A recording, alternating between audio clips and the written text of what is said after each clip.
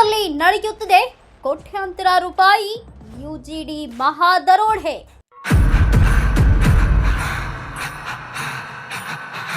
ಅಭಿವೃದ್ಧಿ ಎಂದರೆ ಸಾರ್ವಜನಿಕರ ಹಣವನ್ನ ಲೂಟಿ ಹೊಡೆಯುವುದೇ.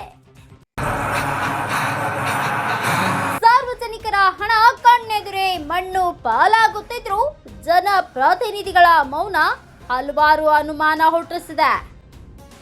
ಎಸ್ಟಿಮೇಷನ್ ಕಾಪಿ ಇಲ್ಲದೆ ನಡೆಯುತ್ತಿದೆ ಅಂದಾಜು 33 ಕೋಟಿ ರೂಪಾಯಿಯ ಒಳಚರಂಡಿ ಕಾಮಗಾರಿ.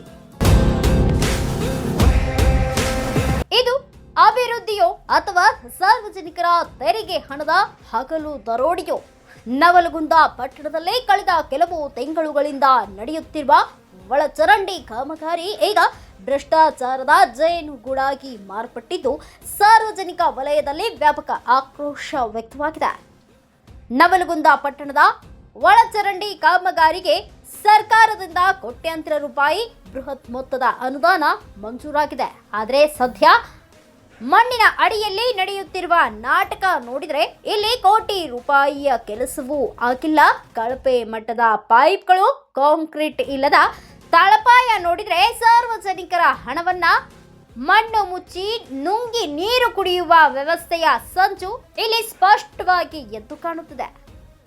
ಸರ್ಕಾರಿ ಕಾಯ್ದೆ ಪ್ರಕಾರ ಕಾಮಗಾರಿ ಆರಂಭಿಸುವ ಮುನ್ನ ಯೋಜನೆಗೆ ಸಂಬಂಧಿಸಿದ ಸಂಪೂರ್ಣ ವಿವರಗಳನ್ನೊಳಗೊಂಡ ಮಾಹಿತಿ ಫಲಕ ಹಾಕುವುದು ಕಡ್ಡಾಯ. ಆದರೆ ಪಟ್ಟಣದಲ್ಲಿ ನಡೆಯುತ್ತಿರುವ ಯುಜಿಡಿ ಕಾಮಗಾರಿ ಸ್ಥಳದಲ್ಲೇ ಯಾವುದೇ ಬೋರ್ಡ್ ಇಲ್ಲ.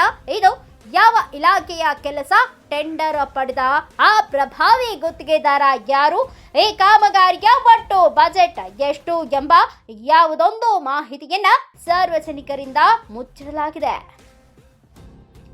ಜನರ ಕಣ್ಣಿಗೆ ಮಣ್ಣೆರಚಿ ಕತ್ತಲ ಕೋಣೆಯಲ್ಲಿ ಕೋಟಿ ಕೋಟಿ ಡೀಲ್ ಕುದುರಿಸಲು ಮಾಹಿತಿ ಫಲಕವನ್ನೇ ಗಾಯಬ್ ಮಾಡಲಾಗಿದೆ ಎಂಬ ಆರೋಪ ಕೇಳಿಬರುತ್ತೆ.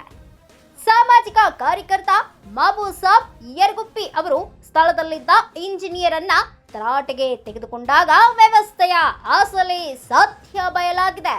ಕಾಮಗಾರಿಯ ಅಧಿಕೃತ ಅಂದಾಜು ಪಟ್ಟಿ ಕೇಳಿದ್ದಕ್ಕೆ ಆ ಇಂಜಿನಿಯರ್ ನಮ್ಮ ಹತ್ತಿರ ಎಸ್ಟಿಮೇಷನ್ ಕಾಪಿ ಇಲ್ಲ ಎಂದು ಅತ್ಯಂತ ಬೇಜವಾಬ್ದಾರಿ ಉತ್ತರ ನೀಡಿದ್ದಾರೆ.